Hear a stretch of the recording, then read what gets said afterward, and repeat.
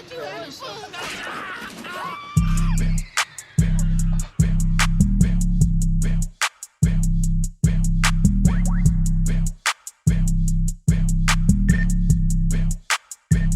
this shit crank.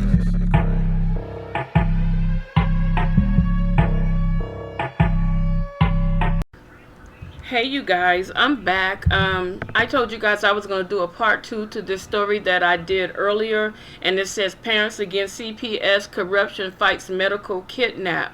And this story was in 2017, but it's relevant today because we have so many kids that are being wrongfully taken from their parents so that the CPS can make money off of, these children that are coming out now, being birthed. So I'm going to read this story again. Her name is Melinda. I didn't have a picture of her at first. Now I have a picture of her. And it says 8 years ago, Melinda was induced into labor a month and a half before her due date. Because Melinda had like a poor appetite. She wasn't eating or anything like that. And so in her lifetime, she was abused sexually by her father, I believe. And so, she went on, she's turning the wrongs of her trauma and abuse, to, something more positive. So she swore to break the cycle of the abuse, and then she ended up, giving birth to a newborn baby. But after her first breastfeeding, the baby was snatched from her arms. CPS came in and stated that, the mother had drugs and, marijuana, and that the baby had a low birth weight and all these things. But the marijuana came from the doctor prescribing marijuana because Melinda would not eat, but had a poor appetite. And so the marijuana was to induce her ability to eat food so that the baby that she was carrying could gain weight. Not only that, the baby was born because they induced her labor a month and a half prior to the birth time. And so of course the baby's going to be born with the low birth rate. So this is what they took the baby by, they used that as an excuse to take her baby because of the low birth weight, which I think is bull crap. And so, although she had been a victim of domestic violence, like I said in the past, that has nothing to do with her right now present. And like they said, shortly after she finished breastfeeding, CPS removed the baby from her custody, and she never even got a chance to, leave the hospital with her child. This is her child that she held in her body for, I guess I'll say 7.5 months, or 8 months or whatever it is. And I think it's cold-blooded. For the past 8 years, Melinda has never stopped fighting for the return of her child. She has gone above and beyond the services recommended to her and continues to this very day to engage in these services. She has completed domestic violence classes, anger management classes, parenting classes. She got her GED and a job certificate. Courses that she took she's such as in-home nursing assistance and construction. So she's been doing a whole lot of things to get her baby back. And furthermore, the judge had ordered a right to release, and CPS had the power to return the child to her at any time. No efforts have been made to that end, and now Melinda is fighting for the right just to visit her child.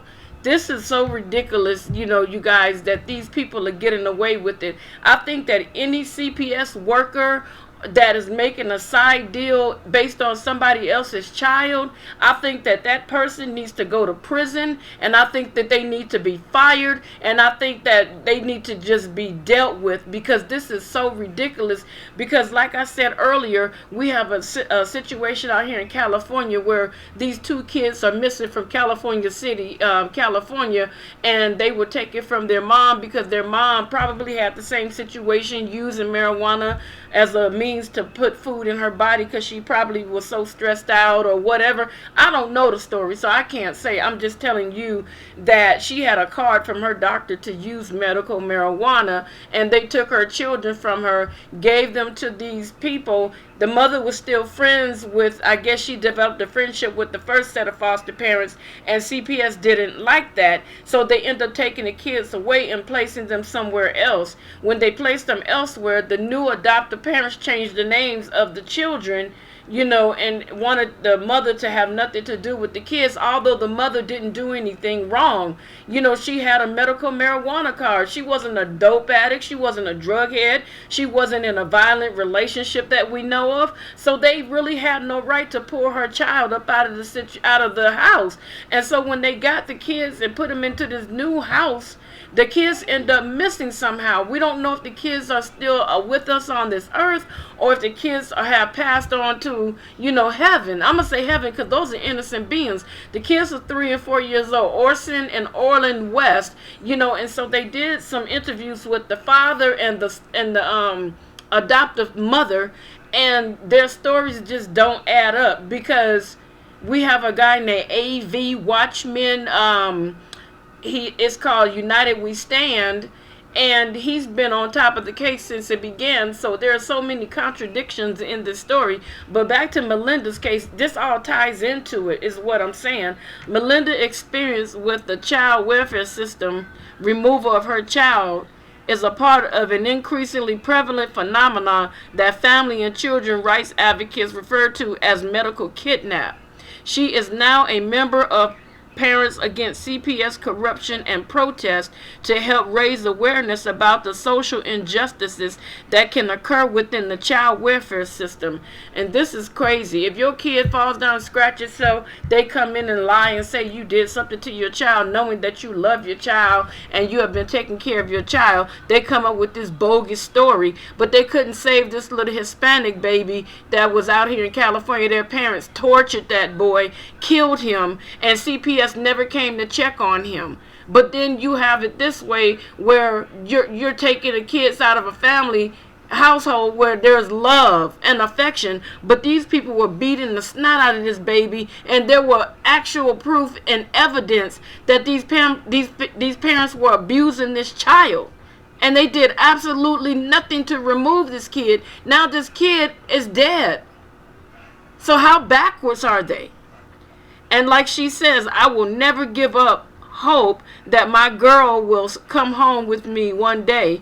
I live for her. Continue to improve myself and my situation for her, says Melinda. All I want is the chance to mother my child, love my child, teach her the things I have seen in life, and show her the way.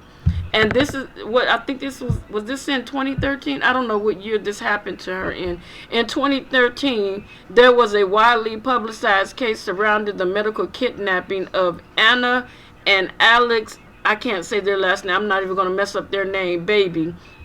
The couple took their baby out of Sutter Memorial Hospital in Sacramento against the wishes of medical staff. They immediately brought the baby to Kaiser Permanente Medical Center for a second opinion. The next day, CPS arrived at their home with the police to remove the baby from their custody. You see this? They just wanted a second opinion. Medical kidnapping can happen to anyone and occur when CPS removes children from parents' custody due to the opinion of a medical professional.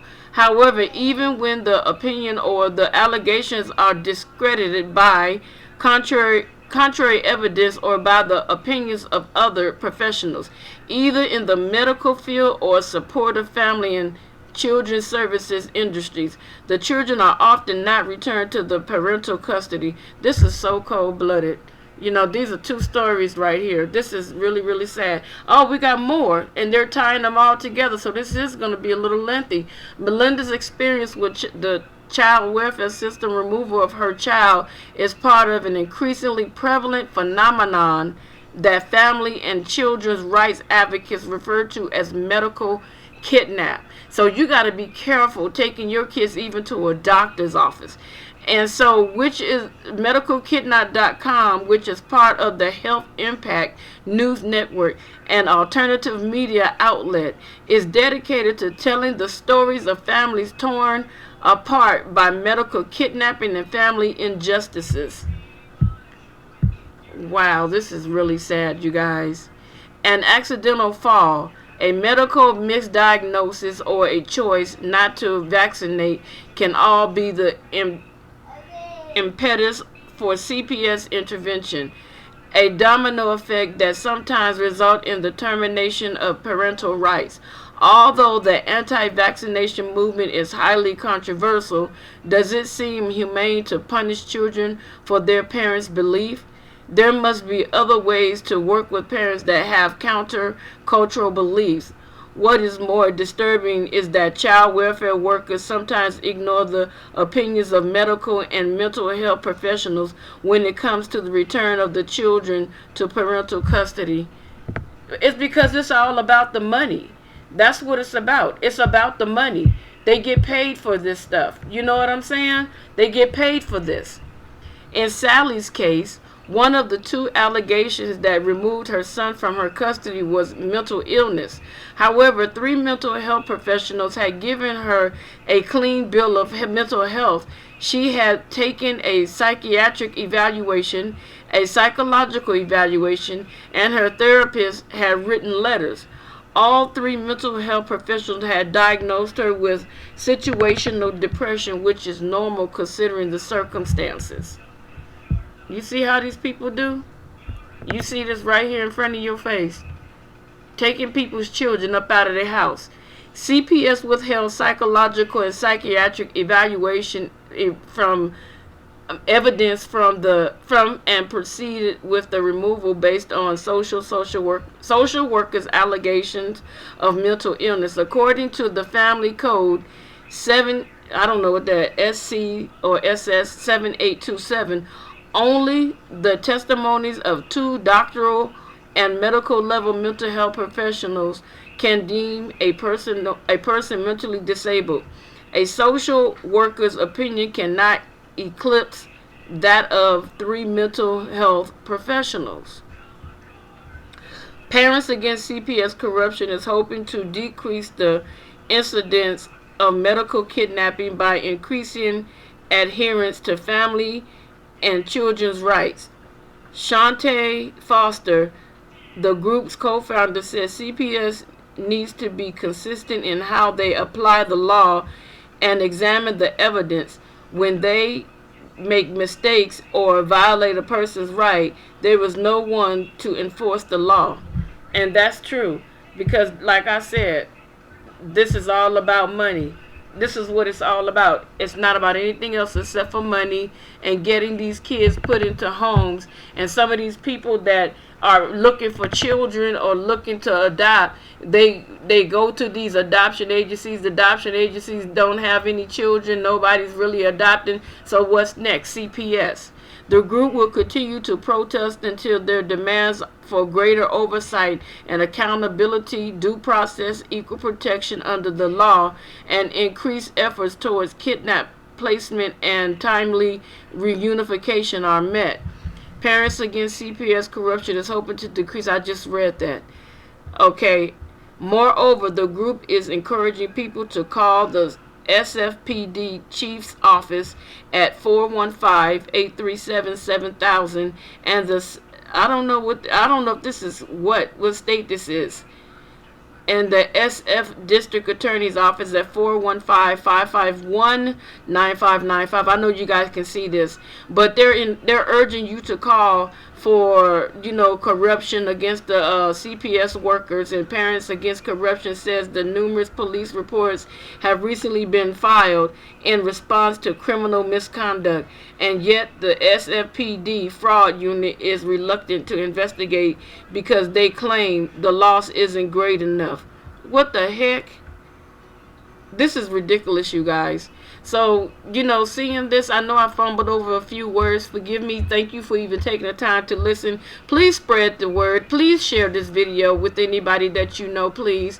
Please do, because this is very, very important. It may have been 2017, but it's prevalent today because you can see, like I said, we're dealing with a situation right now out here in California where kids were taken from their parents and now the kids are missing. We don't know where these kids are. We don't know what happened to them. So again, I say, if you want more information on these 2 toddlers, go to AV Watchmen United we stand. And he have a few other people that's out there with him, but I'm not familiar with their names. So again, I thank you guys, and please be safe. Take care of your loved ones, take care of your family, and everybody remember, at this point in time, wear a mask. Thank you. Bye bye.